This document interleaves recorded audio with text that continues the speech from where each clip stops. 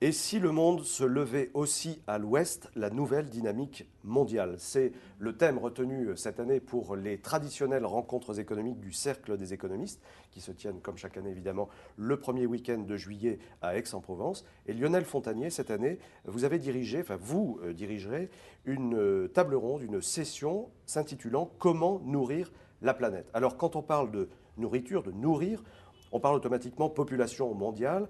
Quels sont les défis à venir pour assurer les besoins de quelques 10 milliards d'êtres humains bientôt sur la Terre? On voit bien que les événements récents qui ont conduit à des hausses de prix agricoles très très importantes sur certaines catégories de produits, combinées avec ces perspectives démographiques tout à fait considérables, ont remis au goût du jour un certain nombre de thèses qui sont des thèses anciennes, qui avaient été développées par le Club de Rome, sur la difficulté à aller plus loin en termes de croissance, sur ce qu'on appelait à l'époque la croissance zéro.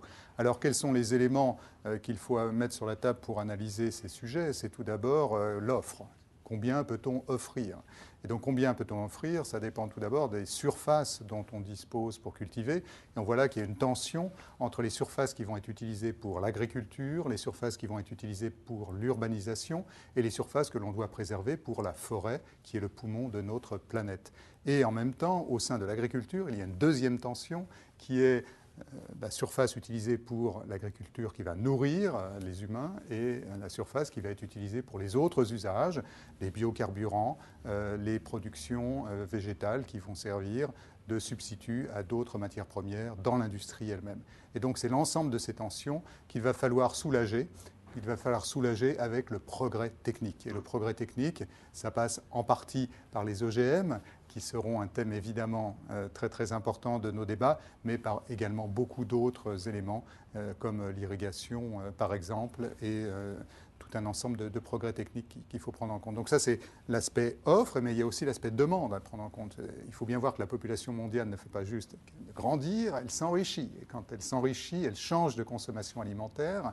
Et par exemple, les céréales vont être utilisées moins directement dans la consommation humaine et la part de la viande, d'autres formes de protéines va augmenter, ce qui pose des problèmes encore beaucoup plus importants d'ajustement de l'offre et de la demande. Et enfin, il ne s'agit pas de produire simplement ce que les gens demandent, il faut leur apporter, donc il faut les infrastructures, il faut éviter qu'il y ait des droits de douane, il faut éviter qu'il y ait des obstacles aux exportations et il faut enfin que les prix soient des prix que les consommateurs in fine peuvent payer, ce qui pose le problème de l'extrême variabilité des prix, le problème de l'accès à l'alimentation pour les pays très pauvres, il en restera, et donc ce qui pose le problème de régulation des prix agricoles au niveau mondial. Et tout cela, bien sûr, dans le respect total de l'environnement, qui est un autre facteur très très important, parce que qui dit agriculture, enfin qui dit nourriture dit agriculture, donc automatiquement respect de l'environnement. Est-ce que le challenge est, je dirais, jouable à long terme? Je crois qu'il faut avoir confiance quand même dans le progrès technique qui permet de desserrer la contrainte. Et puis il y a des champs qui sont quasiment inexploités ou très très mal exploités. Donc ça c'est la dimension océan dont on sera amené aussi à parler dans cette session. Les océans sont un champ immense pour de nouvelles formes de culture, d'extraction de protéines et qui n'ont pas été exploitées de façon raisonnable jusqu'ici et dans lesquelles il y a d'immenses ressources qui peuvent être mobilisées.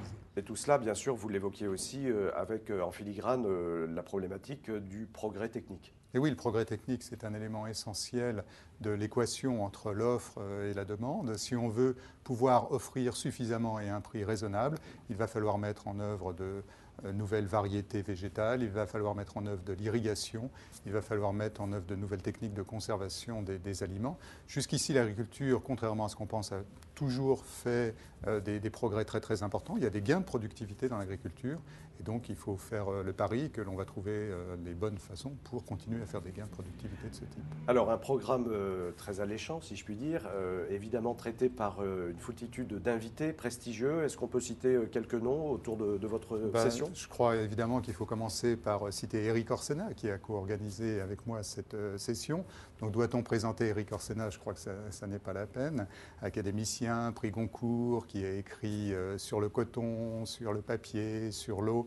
Donc il aura beaucoup de choses à nous dire en introduction pour replacer le débat général que nous venons d'évoquer dans une perspective longue et intéressante. Et donc ensuite, nous aurons à la fois des plus techniciens et des personnes qui sont vraiment dans la vraie vie, si j'ose dire. Donc les plus techniciens, nous allons avoir quelqu'un du côté des OGM, je le répète, qui va être un sujet important. Nous allons avoir Kim Anderson de l'Université d'Adélaïde, qui est un professeur d'économie mondialement connu sur ces sujets, qui a travaillé à la Banque mondiale, qui a travaillé pour le GATT et qui est un fervent défenseur de cette option, avec laquelle on peut être ou ne pas être d'accord, bien sûr. Et puis nous aurons à l'autre extrémité du spectre quelqu'un comme Amadou Sissoko, qui est vraiment la figure emblématique des ONG africaines, qui est une personnalité incontournable au Sénégal. Et donc c'est ce type de personnalités qui vont s'affronter avec à la fois une expertise technique, une expertise scientifique et une véritable expertise sociétale sur ce qui peut être fait, sur ce qui est acceptable et sur des sujets qui vont nécessairement arriver sur la table, qui sont des sujets d'institution. Comment assure-t-on l'accès à la terre? Comment assure-t-on que les inégalités ne sont pas trop grandes dans le monde rural pour que tout se passe bien? Donc tous ces sujets qui couvrent l'ensemble du spectre de l'économie et des autres sciences sociales vont être confrontés aux contraintes techniques que nous avons évoquées sur les variétés, sur l'organisation de la production, sur le progrès technique. Merci infiniment Lionel Fontanier. Puis on se donne rendez-vous bien sûr donc début juillet à Aix-en-Provence pour les rencontres économiques du Cercle des économistes. À très bientôt. À très bientôt.